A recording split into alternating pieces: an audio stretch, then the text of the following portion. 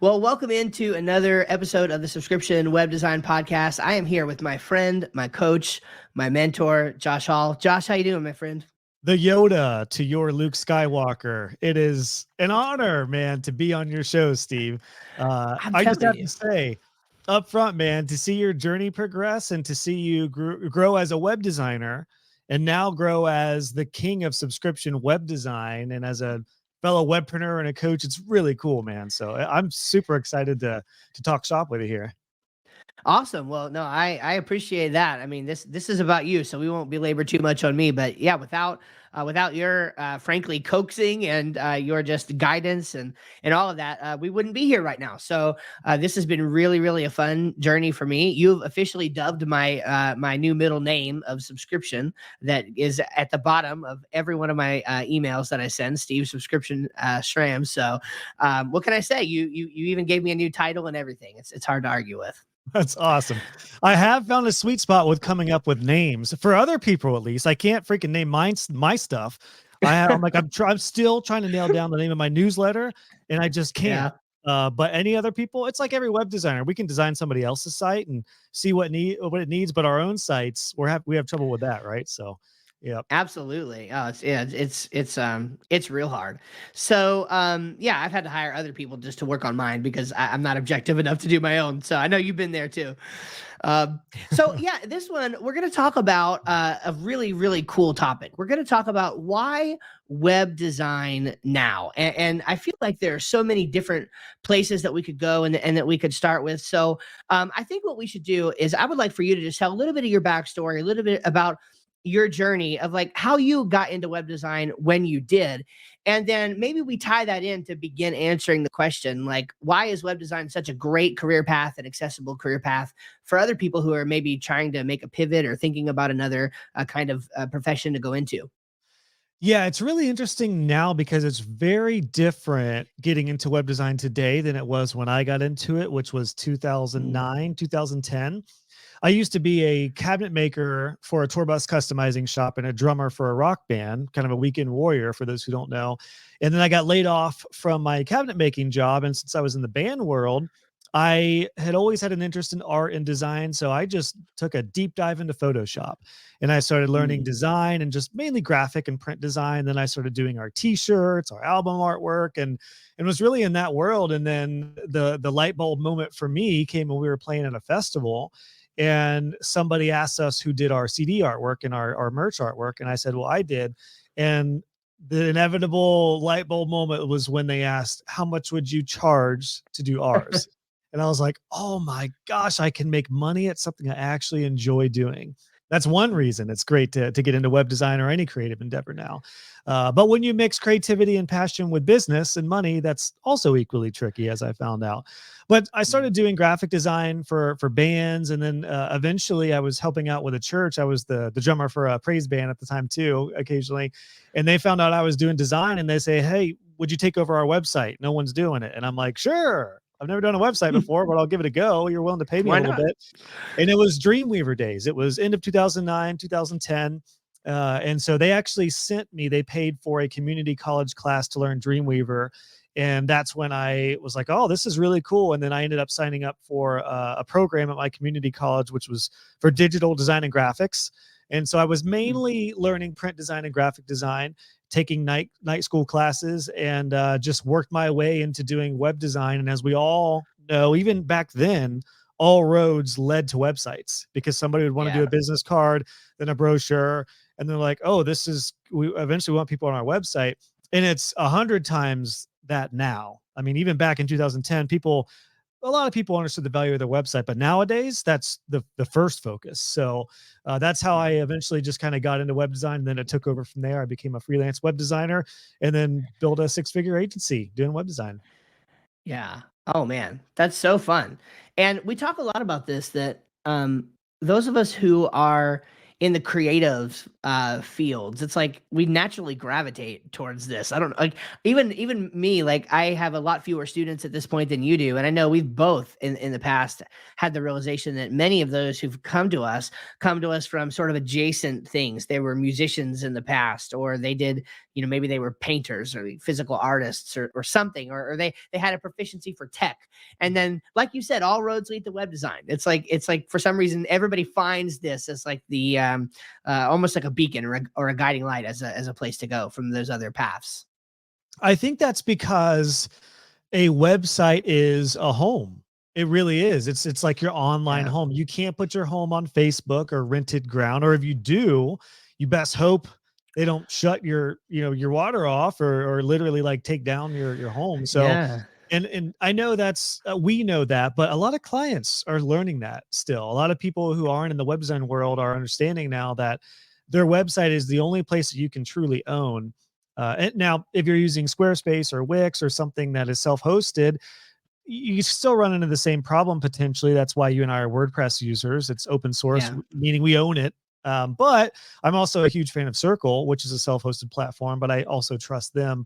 But in any regard, no matter the platform you're using, a website is where all of the roads lead to, because that's where you control your sales funnels. It's where you control the look and the style of things. It's where you control the verbiage, the copy, everything. You can control it. And I think Yeah. that's why, in short, all roads have and continue and will continue leading to websites. Yeah, no, that's interesting, right? And that can almost be a little bit of a controversial statement these days, right? When you're talking about, gosh, AI, and you know, is AI going to take over? And that, boy, there's just lots of roads that we could go into there, and I'm sure we'll talk a little bit about that. But before we do that, you said that when you started out, it was a lot different, you know, of a time.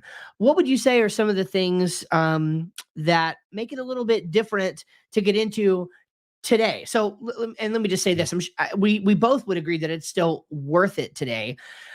We would both agree that it's a little bit harder to get things going today. I don't know what your thoughts are on that, but I would just love to know what you think might be a little bit different about it now, or how you could approach that. I think it's 100% even more worth it to get into it today.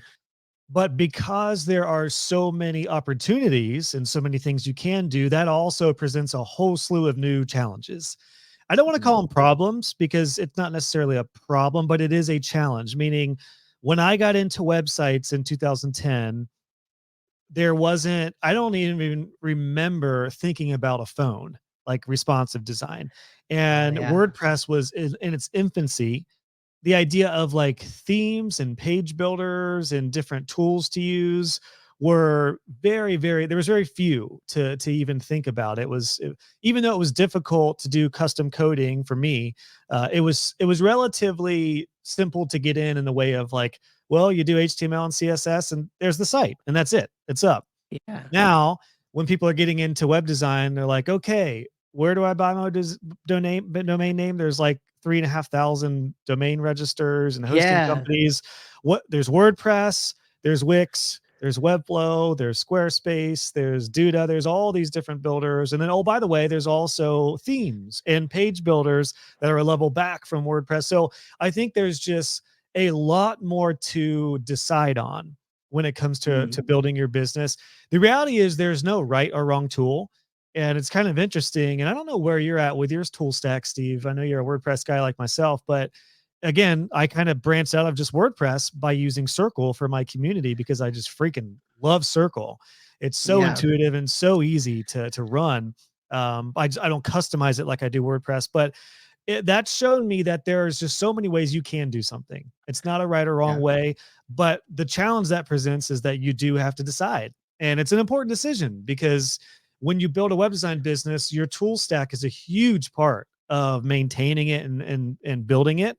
So it's not something to take lightly, but it's also not something you can drag your feet on too long. So I think that's why yeah, more than ever, it's probably a shameless plug, but more than ever, you need a coach. You need somebody to help guide you, even if it's just a YouTube channel and somebody you relate to have somebody kind of share what they're using. And again, I'm a Divi guy, but not everyone loves Divi, and that's fine. Some people love Elementor in the WordPress world. I know Bricks mm, is the hot thing right now. I say if you like that, awesome. go with that. But the challenge really is deciding on who you're gonna like, what community you're gonna be in, what company you're gonna trust, and what tools you like. I think that's where the real challenge is. Yeah, I agree. And don't worry, I was going to go there too.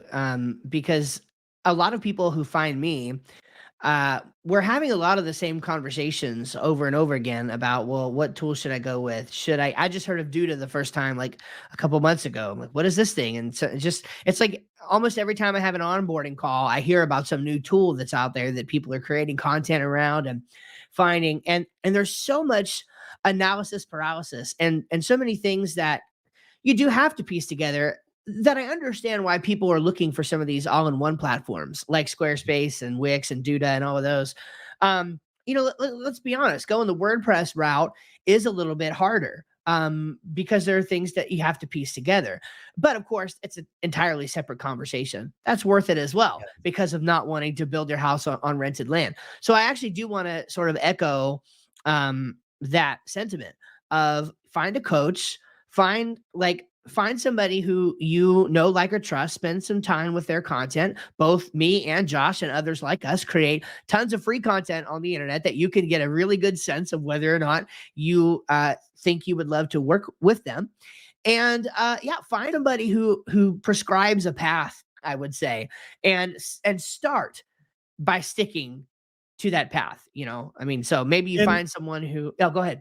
I was just gonna say every web design coach, it's kind of interesting. I feel like we're in a very niche end of the coaching spectrum. I don't even identify myself as a coach. I'm an educator and creator, but coach is part of it. Mhm.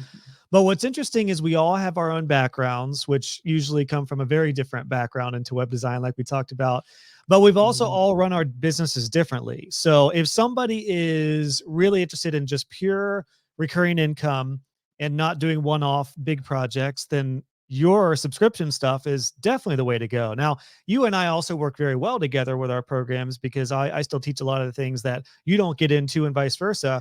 But when it Mhm. comes to somebody asking me about subscription web design, I'm like, well, good thing is Steve did a training in my program, Web Designer Pro, and now I Mhm. send them to you because you did that business model. My business model is different from some of the coaches who have more of an agency approach or more of a digital marketing. I never did digital marketing. I never did social media. I never did ads Yeah. or anything like that. So I can't teach on that. I don't feel qualified to teach on that, which is why I try to surround myself with people who have done that and have them in my world. But that's where you have to almost decide, like, as a web designer, and you don't have to decide this right away. You'll kind of come to this, but you do need to have a real uh, a deep long think about what do I want my day to day and week to week look like, and what do I want? Like, Yeah. do I want to be a work from home, like lifestyle freedom kind of person? Or would I rather not work from home and I need to get out of the house and maybe a co-working spot? Or do I want to have an agency? And I would never disparage anyone from somebody who wants an agency, who wants to have downtown building and the SOB payroll and Yeah. everything. But some people have that drive and I say go for it. But I think you and I are alike. We like working from home and being around our family and being able to balance that. So you almost kind of have to decide, what kind of life do I want? And then when you find somebody who resonates with you, their tool stack is probably going to fit that, I guess, basically.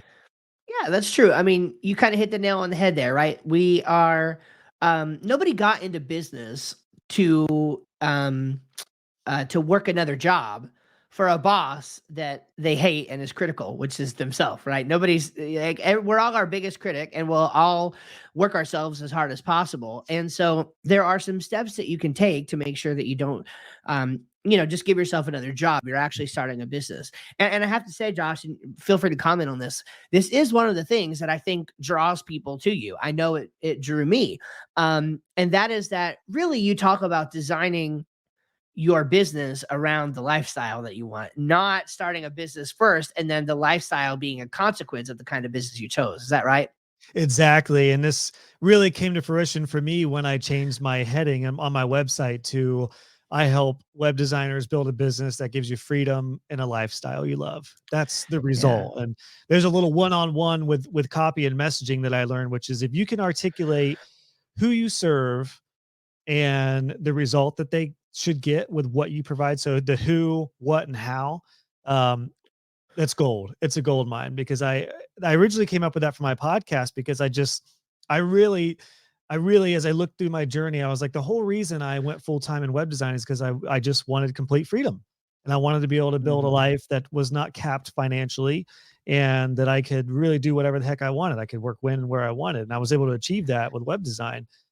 So yeah, when it comes to that, for me personally, that's the big goal. Now, that may come as a sacrifice in some ways of revenue, not all the times, but Mhm. and there's times where I'll hustle and be in a push mode more than I am with my family, but it tends to balance out. But overall, my goal is freedom, lifestyle freedom. Yeah. Now there are some people who chase revenue more than anything, that's a different model. It's a different mindset. It's a different lifestyle. So yeah, I think that that is the key. And yeah, you could Yeah. use whatever web design business model you want to get there, but at the core, for me personally, yeah, it's freedom, lifestyle freedom. Well, and even you, you know, it's not as though you said, okay, lifestyle freedom, so I'm never gonna like collaborate with anybody or anything. Like you didn't build a huge agency where people are just basically a number, Mhm. where your clients are a number. Um, but you did outsource, right? You Yeah. did have people who worked with you. I think his name was Jonathan, right? For a while Yep. there, you had somebody who worked with you, and then you had other collaborators who would come in to do specific pieces of things like SEO or graphic design or something like that, as they were needed. And so there is a middle ground, right? It's not like solo shop or huge agency. You can actually build a little bit of a niche agency And right there in the middle that still gives you that. I would argue that if you want to stay completely a one man shop or a one woman shop, the lifestyle freedom is going to be way harder to attain. Agreed. You may, and you're a scaler, so I know you're with me on this. Even if you don't want an agency with payroll and stuff, there is a very wonderful hybrid approach to scaling nowadays, which is amazing because you can decide what you want to do day to day, week to week in your business and delegate and hire out the rest. And they don't need to be on payroll. They can be 1099 subcontractors. Yeah, there's plenty of things we can get into with subcontractors because there is challenges there, but there's also a lot of challenges with doing everything yourself, and you're probably not going to have lifestyle freedom if everything is on you. I dare say Yeah. the only way you could be a one person shop and do everything in your business is if your business is productized, extremely high value, and you're dealing with just, a handful of clients, a dozen clients at max. But and it Yeah. depends on your lifestyle too. If you're supporting a family and you need to bring home six figures for your family, you're going to need to be a $200,000-300,000 business, and by yourself that has its challenges unless you're super premium. Yeah, 100%. And I feel like you can get there, but it takes a lot of time because really what you're talking about is getting into almost that ultra high value consultant role, right? It's almost like that. It's going to be, Yeah. it's even going to be hard, I think, to be a web designer unless, like you said, you're highly productized and there's a very specific result that you can reliably deliver for clients. And then you've got the fulfillment of that systematized into like you can spend 3 or 4 hours one morning and get that done, right? And that's it, right? I think that's really the only way to be a successful solo shop in that way. On the other hand, there was an interview that I just did with my new friend Adam, and yeah, I mean, they've got their web design process down in an extremely tight niche to 4 hours for the setup time. And they just charge $200 a month. And that can scale pretty quickly too if you don't have to do a Right. lot of maintenance. So, in some way, you're going to have to scale. You're either going to have to scale up your team, your pricing, or the amount of clientele you have, or all three, in order to make that work. So it's kind of like uh, pick your poison, if you will. You know. Yep. Yeah, it's very well said. Yeah, yeah. And it's not that one model is better than the other. It really kind of just depends. And the scale game is interesting. I found this more so with what I do now because as an educator, an online course creator, a coach, I really have a couple different routes I could go. I could do things at scale and personally be very removed, meaning I could do like courses for the masses and have a Mm, lot of marketing campaigns with like lower end price courses, but I really don't have any interaction with my students. But I'm such a people guy, and I realized I love community, and I always thought yeah. entrepreneurship was a little lonely, and then it was really lonely when I became a course creator because I wasn't talking to clients and I Ah, hadn't made as many connections yet. So I went from, and I am an extrovert and a people person, so I would podcast all day and I would never probably log into a website in my ideal. I mean, that's kind of what I'm working towards. But even though I love doing web design stuff, if I never write CSS again, I'll be good. I much prefer, especially nowadays, the people, the relationship building, the marketing, and the ways I like to market. But I say that to say it all can work, but you have to decide, like, do I want to do things at scale and have a lot of clients with a productized low end service, which is a great model? Or do you want to have maybe a Hmm. more high value service, less relationships, but very client focused? This is the case with a lot of local web designers that I coach, who we were just talking about Steve Brinkley, who's in your neck of the woods, one of my web design Hmm. students from way back. He likes local. He's an old school guy. He likes to actually Yeah. meet with people in person. He has a nice notebook of all of his stuff. He's got like printed brochures of his web design services. It's cool. Like, but his clients like that and appreciate that. So Yeah. there's kind of there's a bunch of different ways you can do it. And while that's challenging, I think it's also freaking awesome, because Yeah. it For really is sure. just a matter of like, yeah, what do you want to do day to day, week to week? And it may change, by the way. You may decide, I want to go the scale route. I want to do less calls and I don't want to coach as much. And maybe I'll get to that point where I want to have more low ticket options and just do things more at mass. And maybe we'll do that. But right now, Yeah. personally, I really like having a tighter knit community and still being able to serve my audience at large, but bring the folks in who want to go deeper. And by the way, web designers can do that too. You could have a Yeah. productized subscription style service for everyone. And then for higher end stuff, you could bring them into like web design and a coaching program. And as Yeah. this is, this may lead to this, but you mentioned it earlier, you kind of step into like this business consultant type Yeah. Hmm. role. And I will say the most important thing for folks getting into web design now is to not be just a web designer, because that is where it's really hard to Hmm. compete. If you just build a website, AI can do that now. People will do that on Fiverr for $100. Like, that is difficult to compete with if you just build a pretty website. And I don't want to devalue design, because there's a lot Yeah. to it, but if you are a web design strategist, a web design partner, a web design master, a webmaster, like they used to say in the 90s, that's where things are heading from my perspective, because you're so much more Hmm. than just a web designer. You can help with copy, you can help with messaging, you help with SEO, you can help with the other parts. Even if you don't want to touch digital marketing, it's about crafting and creating a digital presence for your clients. That's where the true money is, and the ongoing money.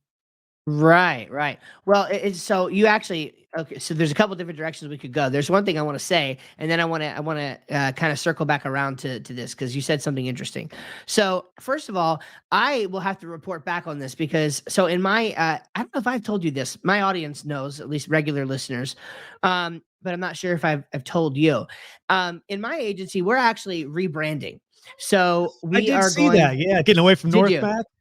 Yeah, so we are moving away from North Mac Services because the brand just doesn't work anymore. It's the brand that I started when I was literally working on computers on the side. So we're splitting into two sort of entities. One is going to be called Skyview Marketing, and that is going to be really heavily focused on my local area. You know, it sounds really petty, but one of the things I've always wanted to do is just be able to hang up an ad in where at my kids' gym, you know, in their school, Ah, for when they're playing basketball, and like or wear shirts around that make sense. And you know, I'm big on descriptive branding, and so North Mac Services doesn't tell you anything about what we do. So we're moving into a more descriptive brand so that I can do some things locally here to build my name. that's cool. But the other side of that is we're going to be working on something called pro membership sites. We're redesigning that site, or not redesigning, we're designing that site right now, and it's getting there. So I'm really excited about it. And this is going to be where we're really going into our bread and butter niche of doing membership and learning management sites, which is something that our current business we're building a name for, but again, our name doesn't have anything to do with it. And so we're going to be doing an educational model on this. I'm still working on the details of how this is going to go, whether we're going to focus primarily on SEO or YouTube or a combination of the two. It's probably going to be a combination of the two. And one of the things that we're going to do is explore this idea of offering coaching courses, membership, community, something along those lines as either a downsell from okay, hey, you're not ready to afford the big bad, the actual done for you service yet. So here's this other option. Or we might even kind of build that as the starting point, right? So Hmm. that way, when we're doing the YouTube, like just a great example of this. So we had a client. We have a new client. I just talked with her on Wednesday, and she was one who found me on YouTube where I had the DIY. Here's how you do it, and she tried to start doing it and got frustrated with it, and now she's a client. And I know that's happened to you before because you've told the Yeah. stories. And so she's like, if you had had a class on this, I would have bought it instantaneously. Like Yeah. I would have, like we would have talked, yes, but like I would have bought the class, right? And so that tells me there's, especially in the niche where I'm going to be, there's a potentially a really interesting opportunity in actually combining the business, the actual doing of the web design with an information product. And Yeah. so that's And really an interesting place to be. Yeah. is that just for the membership side, the membership pro side of things? Yeah, I'm not planning to do anything like that with Skyview. So Skyview is going to be well, traditional web design and okay. marketing, local based. Yeah. So a really cool case study, and it goes to show that you do not need to solidify your whole business model straight up. Like, and I think it's Yep. actually important not to, because you could lock yourself into something you don't want to do potentially. I do think Correct. I personally think it's good to, and I might be biased because this is the approach that I took, but I kind of did everything in the beginning, including a lot of graphic design and print services along with websites. And I was a generalist. I work with everybody. And I found out that I kind of had certain niches that I worked with, although I never actually niched down like you're doing with memberships necessarily.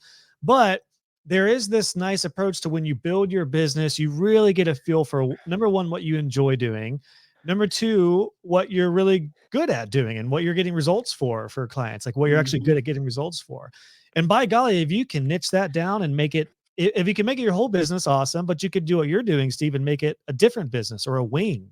So you could have Exactly. Skyview, and then when somebody comes in wanting a membership site, you're like, oh, okay, perfect. We actually do this over here. We have a whole Yeah. program for membership sites. So we'll do it, we'll do, unless you're intentionally keeping them completely separate, but it's a great way to like niche under a generalist type of agency. Well, yeah, absolutely. And it's like Adam, who was just on, he is hardcore into niching. I mean, he thinks you should do like a niche of a niche, like a segment of a segment is the way that he put it. But yet he still has his bespoke web design agency, right? Where you can come and get a custom site. So niche is no longer all or nothing in the way that this is. And look, I spent 7 years as a generalist learning what it is that we got good at, seeing what people were asking for. And so we paid our dues, if you will, in finding out where we needed to be, what segment of the market was there, what people actually wanted versus just what we wanted to sell them. And look, 7 or 8 years later, we now have that data and we're moving forward on that. So, Can I say real quick, Steve, on the niche within a niche thing? This is what's really interesting. I might have to have Adam on as well because I'd like to talk to you him about should. this. But He's great. Yeah. I will tell you this: I started this whole endeavor, as you know, just doing Divi stuff. It was Divi tutorials, how to build websites, and then I eventually got into the business side of things. What I found out was when I started doing tutorials back in like 2017, the people I was serving, Divi web designers, were primarily just using Divi. It was really common back then that you weren't using any other themes or any other platforms. You were Yeah. just WordPress and Divi. What I've found now, and the pulse on the industry that I see, and I am in a lot of different ends of the spectrum with web design, but still heavily involved in Divi, is that people are using Divi along with other themes and along with other Yeah. builders. And it's a big shift. And I say that to say, if you decide to niche, I would not advise niching based off of a tool, because Right. when they change the tool, you're irrelevant. And I'm in a way, like part of me is like, should I have just stayed all in on Divi? But now I'm like, thank goodness I didn't, because I can serve people who don't use Divi, or they're using Divi and Elementor and different Hmm. platforms potentially. Yeah. So that's Well, the there's something really important about that I don't want to miss. And I actually just wrote about this in an email recently. Um, what you've hit on there, though, so see, some people would make would make the mistake of looking back at that and saying, I should have started and been more open and more general. And I think that is the wrong way to think about it. And I'm not saying you agreed. think about it that way. I'm just pointing No, this I out. agree. That's not how this works. I think you You can get start niche. further. Yep, you can get further faster in a detailed niche as long as it is Yeah. a good niche and you know it well and you like the people in that realm. But you Yeah. do, I think there's a growth cap with certain niches. And Hmm. Adam's perspective, I haven't listened to that interview, but I would imagine his niche is probably by maybe an industry or by a customer type that is not tool specific, because Yep. people do use different tools. So that's just where I've learned, Yeah. like, if you're, which for web designers, it's rare that you're going to work. Well, I don't know. I mean, we have, like, I've got some students who do some email marketing services and some other things that are based off of certain tools. Yeah. Like our friend April Ray, she has an incredible service set of email marketing along with web design, but she just uses Flowdesk. I think maybe a couple others. Now, I'm glad Yeah. that she is finding a nice little niche in Flowdesk, but if somebody wants to use Mailchimp or ConvertKit and they want to get out of Flowdesk, I don't want her to be irrelevant to them. So I would have it as a part. And I don't mean to pick on April Yeah. here, but it's just a good No. example of like I do agree. I think it's good to start targeted and hyper niche, but then I would expand out or at least watch the trajectory for growth because tools change. And I guess the big takeaway here is right, because to your point, like it's like the example that Adam used was when you start with pizza shop owners in Ohio, but maybe your website, like that's for your real direct marketing, but then your website just talks about pizza shop owners. Because what if the guy in Ohio says, "Well, I've got pizza shops all through Texas and Arkansas too. Like, can we Right. do those?" And the answer is, of course, yes. But there's plenty of people who did what I did. I started general and then laser focused niche. So I think if I had to do over again, I would laser focus niche and then move to general. And just for the record, probably over the next few years, you will see that happening with subscription web design. This is going to tap out after a while because that is the nature of things. But I will hopefully have built for myself a very a good reputation as the subscription web design guy who can then very easily branch into other things. Which is a good segue. Actually, there's been a few good segues here into this one question that I know you're passionate about and you have an opinion about. So I'm excited to hear your take on it. And it's this idea of, as a web designer, there's a lot of pressure now, especially from lots of our types, the coaches and consultants. There's a lot of pressure now to get into digital marketing and to offer digital marketing services. And I know a moment ago you just said you don't need to be just a web designer, but on the other side of that, I think you would agree that you don't also have to be a marketing nerd like me or our mutual friend Eric. Like, you don't have to go into all these other services. And so there's a real question of, is it possible to make it in this tough economy with the gig economy, Fiverr and Upwork, and then AI looming over here? Is it possible to really just primarily do web design? And if you don't want to get into marketing, what are, like you mentioned, strategy, like what are some of those other little services that you can easily add into web design without overwhelming yourself or having to learn a bunch of new stuff? Well, first off, I would start with web design for sure, because any marketing services you may or may not want to do are going to lead to the web design side of things. So I do see a lot of Mhm. people take a head first dive into maybe like digital marketing, but if they suck at the website stuff, it's going to be really hard to offer that as well. Again, websites are the home, so I don't want to devalue web design itself. The reality is too, though, what's cool about web design is that you can do a lot of things on site and on the web design side of things that will remove you from just the commodity web designer. And those are things like Mhm. messaging, copy, conversion based design, SEO, even foundational SEO. We're not talking ads, we're not talking ongoing stuff, but things like that are, and even strategy. And the cool thing is everything I just mentioned, you are all doing it on every project. You're probably Mhm. just not packaging it up nicely and charging for it. Like, I was doing Yeah. SEO, I was doing strategy, I was doing messaging and copy, I was doing conversion based design, I was doing all those things, but I just said I built websites. So, step one, the foundational piece is, and when I say don't just be a web designer, it's almost just framing it correctly, framing it as Mhm. what is involved in a website. It's not just we make pretty websites, and that was Mhm. fine for me for a while, and that was an entry point often for me. I mean, my tagline on my website was, "We build awesome websites." What's awesome about them? Well, let me tell you, it doesn't look just look pretty. It's conversion, Right. it's SEO, it's designed for all these other things. So you can luckily build a nice six-figure income with just those things.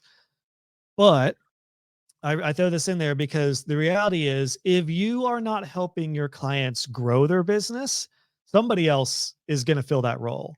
And I am not advocating for everyone to be a Mhm. digital marketing agency. But one thing I would say in my framework, my model, which you know well, Steve, is a 3 category suite of services, which is building websites with everything we just talked about, support in the form of maintenance plans and care and ongoing optimization and even strategy calls that are every quarter, and Mhm. then growth, something in a growth category. And you could do one thing if you just wanted to. We were mentioning April. She doesn't want to do social media. She doesn't like Google My Business profile setup. She doesn't even love SEO, but she really likes email marketing. So her Yeah. growth service is email marketing. That's what she helps her clients with. And it's a great example of somebody who's doing something that they like, and that's the growth category. It just, and that's the kind of thing that separates her because she is viewed as almost a business partner. And I really believe in Yeah. the long run, if you want a lifetime client, you have to help them grow their business. And the mistake I made was I built really nice websites, and even before I had my maintenance plan, it was like, okay, thanks, see you later, bye bye, never see you again. And man, if I could go back and tell Josh back in like 2013, offer your maintenance and care and offer them something to continue to grow their business. That was the key for me. Yeah. That's what made lifetime clients. All I did, by the way, was SEO, and I partnered with a guy to do ongoing SEO. And then I would just do continual like SEO updates. And then we would do some content stuff. I didn't really have a great package for this because I wasn't in a coaching program or anything, but I was Right. doing messaging and copy and optimization. And then I was doing strategy.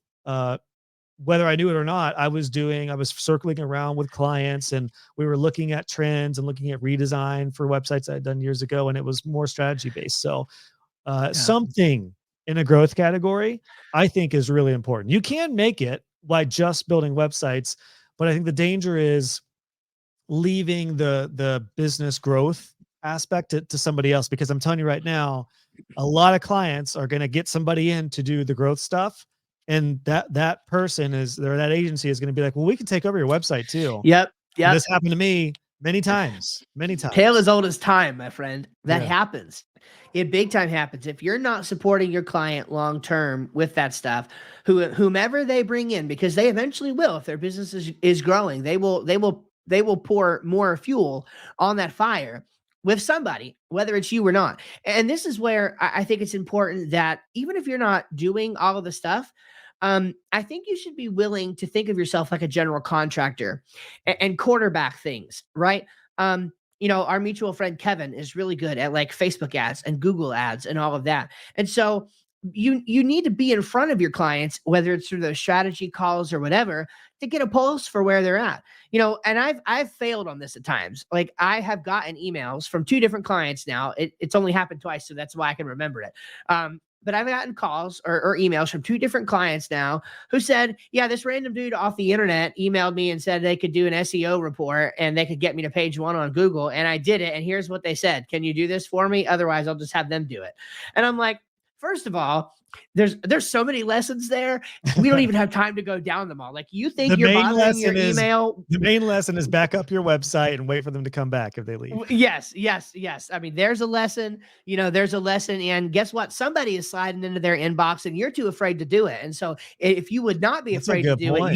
you'd be in front of them instead of this person wasn't afraid and they're in like, and no offense to anybody, but they're in like Bangladesh or somewhere and barely even speak enough English when they're right down the road from you and you don't even have that relationship with them. So you have Not to can we build that not relationship. can we not pass up that what you just said, Steve? This is so important. And Yeah. that is, if you are not in front of your clients, even if they've already paid you, even if you're doing maintenance plans and sending a report once a month, somebody else is going to be, which is why I am the biggest Mhm. advocate ever for web designers to have like a newsletter that you send monthly would be awesome. Even if it's just a simple, nothing fancy, just checking Yep. in. Here's some recent projects. Here's some trends that we've seen. Can we do anything to help you? Or at minimum, quarterly email all of your current clients. You are not going to bother them. You're not going to annoy them. Mm-mm. You have got to be top of mind, front and center as much as possible, because you're right. If you're not, somebody else is. And I Hmm. can think of many situations where I built a website and I thought, I got a client for life here. I can think of one. It was called Auto Care, and I built their site. I worked my freaking butt off on that site. It was really cool. And it wasn't even 3 months into working with them in managed WP, their site was disconnected. And I was like, oh, what's going on? Is the site down? Oh, it's a different site. It's a different site. I was like, Yep. what in the heck? So I messaged him, and it was so weird because he paid like, I think it was like a $4,000 website. 3 months later, he got it redesigned. And I was not anticipating that. He was kind of a quirky, odd dude. So it was kind Yeah. of a Yeah. C client, but still the fact that he just got it redesigned. And what I found out was he had hired a marketing company to do their SEO and some paid stuff. And they just redesigned his website with a different theme that they use and all this stuff. And he just decided to use Yep. that. Now, the unfortunate thing about that is I was almost the guinea pig because they took my exact design elements and they basically ripped my design off, but and recreated it in this different theme. But that Hmm. was what happened. I literally lost that client because they were just like, well, we can just throw in the website with what we're doing in the marketing. So that is where, again, I don't want to scare anybody away from this or make you feel like you've got to be a whole digital marketing agency. But had I been more of a consultant with strategy and had I had really put some of the SEO stuff, then what would often happen is it would be like, well, we just love Josh too much. He's too invaluable for this. Right. So I want to have you work with him. And that's what I kind of eventually got to. Yeah, and that is all well and good. There is a hidden lesson here though too that I feel like just you and I we deal with a lot of people who are in the beginning stages of their journey and there's a lot of imposter syndrome and stuff. And I feel like it's important to say with everything that we just said while it is true, you can't save the world. And Mhm. there are going to be some things that just happen. So literally the exact situation you just described. With the not the timeline. The timeline was the only difference. It was a little actually weirder because we had actually been working together for a little over 2 years at this Mm, point. This client was a subscription web design client. She was the first one that was paying like a significant amount, over $200 a month for her website. And that was big for me, especially at the time. And yeah, and I was in conversation with her. In fact, she ghosted me. I was emailing her multiple times about, hey, let's do this, let's do that, let's meet up next time you're coming through town because she was actually a coach who worked with some of the lawyers at the law firm where I worked. And literally same thing. Log in and manage WP one day, the site's disconnected. I go to it. It's like it's my design on a different theme and mm. somebody else's thing, like most of my design elements were there, hardly anything had changed. And it was a niche provider for the legal industry, right? Mm. And this kind of thing sometimes just happens. So be easy And on yourself. You can't yes, control everything. it does happen, and sometimes it happens if a client doesn't even want it to. I had one client who was an Mm. insurance agency, who was like a private insurance firm, just him and one other guy, and he was in my networking group. He was actually my neighbor. Like, he loved me, and he's actually my insurance guy still. And he was like, one day he was like, Josh, I'm so sorry, but I'm a part of this, like, through my insurance program that like our stuff is through. We have to legally use their website template, like through their service. And he's like, I Yeah. don't, my hands are tied. And I was like, it's all right. So Yeah. back up your website designs. And you're right, Steve. It is going to happen. You could be the best web designer, have the best product package ever. It will still happen, but the key is to limit that. And the cool thing is too, like you mentioned, a lot of people getting into it may feel the imposter syndrome with this, but just remember, for anyone getting into web design, a couple months into you learning web design, you are an expert to your clients because they don't know barely anything. Hmm. So you could Yep. just barely know what WordPress is and just how to build a site without any code, and your client's going to be like, oh, Susan is an absolute expert. She's a genius.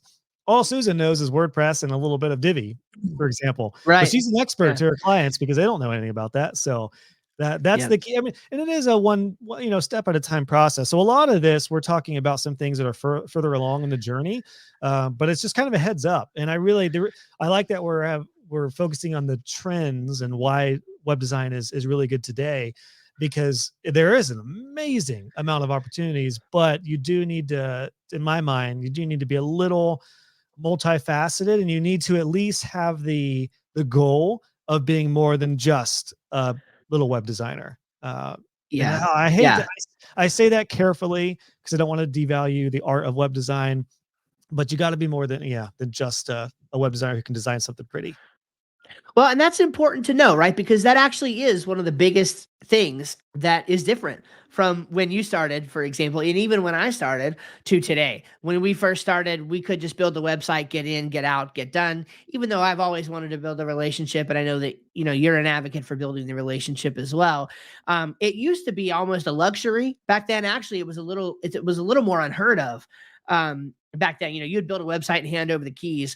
Today, there's lots of reasons for this, but I like to make the example of, rather than thinking of the website as like a house that gets built and then you maintain it so it doesn't fall down, it's more like a living organism that's constantly being battered from all sides by Mm. the weather, if you will, by Google and an SEO update that like changes everything over here, or a Facebook algorithm update that all those business Facebook posts leading to your website, they've stopped working, and so now there's got to be something else.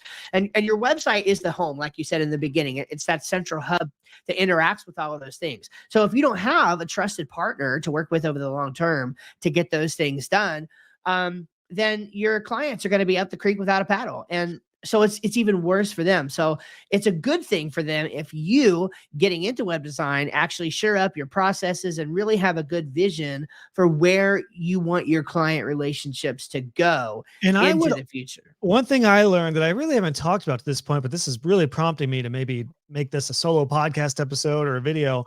And that is to really explain to your clients as much as possible that marketing agencies are going to poach you. They are going to recommend we change the Ah, website, and they could do it, to like let them know this is going to happen, to expect this. And if you don't do marketing, just say, I don't do marketing, but I am your web guy. I am your webmaster, and let them know, because I've had this happen too. If they try to convince you to pull the website into their platform or whatever they do, that could be all great. But if you decide to leave them in 6 months, guess what just happened? Now your yeah, website's gone, or now I'm yep, not your web guy. So let them know, like, you can totally work with the marketing folks, but we're going to work together on this. So I would honestly put in yep, your processes, or just your ongoing communication. And maybe this is just an automated email in your sequence. Once you launch a website, have it go out like a month after or something, and just say, we just want to let you know, moving forward, I'm so excited to be your webmaster, your partner with a web design business. And if I'm not doing these marketing services, you will get hit with a lot of DMs and stuff. Just know I'm open to working with them, because, and just warn yeah, them what you, because I had to literally do this. Now that I think about it, I did it with a lot of clients later on in my journey. And I said, yeah, you're going to get these, and yeah, maybe they'll do your website, but what happens when you want to turn your marketing off? You got to turn your website off too, which is why and hmm, why I really recommend the website ongoing services are different and separated from marketing. Marketing agreed, services are turned off, turned on, ramped up, ramped down, but all clients the time. Yep, should not and do not turn off their hosting. Now, they will even turn off maintenance potentially if they don't understand it, but they're not going to take their site down. So that's like the yeah, absolute floor foundation, is just hosting websites. yep. Well, man, I'm telling you, this has been, I mean, this is like the primer. If you are looking to get into web design, I feel like we have touched on a lot of things that you need to know. But of course, there's a lot to this, right? It's a pretty advanced journey. So we got about 5 minutes left before you have to run. And so I'd love to just take these last 5 minutes and, number one, just sing your praises a little bit here, because literally without you, we would not be here. As I said earlier, I joined Josh's club, his web design club, as a founding member in December of 2020. 20. Yeah, you were So early on. yeah, I was December of 2020, and I joined it because since that fall, I had been in a preparatory, a I don't know what the word is I'm looking for, but I had prepared, I had planned to leave my job in January of 2021 and go full time. That's what I did. I went full time January 15th, 2021. And I wanted to make sure that I had a community to walk alongside with throughout that journey. And so that's what Josh's community has been for me. And I've been a part to this day and don't plan on leaving ever if I can help it. So let's just talk a little bit about that, about the importance of having a community to go through, to learning all of this stuff. I mean, again, without Josh's help and the friends in the community, like literally today, in base camp, I was having a conversation with somebody from Josh's community. We've built these lifelong friendships and collaborations between each other. And so yeah, like I would love for you to just talk a little bit about your community, how it's helping people, and where people can go to get started with it. Well, I so appreciate that, Stephen. It's been awesome, like I said in the beginning, to see you progress and go full time, and to see what you've done and become a webpreneur. You're a rock star student, man. So it's an honor to be a part of your journey. And yeah, you're such a benefit. You're a good example of what makes my community, which is called Web Designer Pro now. You're a good example of what makes it so awesome. The people are just freaking awesome. And Yeah. I loved having courses and doing things a little more at scale in the beginning, but I learned that I wanted a deeper sense of connection with my students. And because of all the things we've talked about in this entire chat, I almost feel like if you're going to have any sort of education as a web designer, it has to be ongoing because things are changing constantly. There's a because there's so many different models and so many different options. I feel like having a bit of a collective approach is really needed for online education, especially for web designers. So that's really what Web Designer Pro is all about. It's helping you become a pro web designer and building your dream web design business so that you have freedom and lifestyle you love. And actually, the next phase of what I'm doing right now is the next step of that, because the majority of questions I'm getting, I don't know if you know this. I don't know, remember if I told you this when we met, but the majority of questions I'm getting now are, I'm so busy, I'm slammed. What do I do? Like, I've Wow. raised my rates. What do I do now? Yeah. I know it's a coincidence that so many pros are going through this, but it is honestly and honestly, transparently, it's what's happening. Like, so many Yeah. people are getting such good results. Now the next step is to scale a little bit, but you don't want to be a big agency with a building downtown and overhead. What's the Mhm. option? Well, it's what we talked about earlier, this hybrid approach. So I'm currently working on a new course called Scale Your Way, which I'm really, really excited about because it really That's awesome. highlights, and I probably want to have you come in and do like a masterclass lesson in it with your experience. Um, Please. I'm so be- jealous. I love uh, that name and everything. That's amazing. hold on, let me buy the domain name before you rip it off. No, I'll sell it to you. Don't worry. sell it to like 5 grand. Uh, but it really is. That's kind of where I'm at with it. Is like, okay, now I've helped people get to this point, but what's next? And I learned a lot scaling, and I've learned a lot from people who are scaling, including yourself. And yeah, that's kind of the next step, which will be inside of Web Designer Pro. And then I'm also in 2024 in Q1, I'm going to open up. This is dun, dun, dun, dun, dun, brand spanking news right here on the subscription web design show. I'm going to Yeah, open you up heard it. a mastery program, which is, as of right now, the version will be like a 90-day, like 3-month boot camp kind of sprint. Okay. It will be for folks who are at or closing in on 6 figures. And we're going to take a deep dive into revenue boosting, profit, systems, scaling, and just getting your time Mhm. back for those Love folks. it. So scaling course, which will be the foundation of that, and then really dive into tactics that are a little more Yeah. intensive coaching. That's kind of like a timed program, all in Web Designer Pro. So it really, I mean, and people who are brand new can join too. It's at a price point that I realize, currently it's a $199 a month price point. So for folks just starting out, the cool thing is you could take a couple weeks and go through my courses, or depending on how long it takes you, you could do it over a month, and you can charge at minimum $2,500 for starter sites with an average Yeah. price point of 5,000. So you'll make your investment up Yeah. like that. But it's Yeah. intentionally there to get people who are like-minded and with a vision of being a pro. And then once you get to pro status, that's what I'm working on, helping them on the next evolution.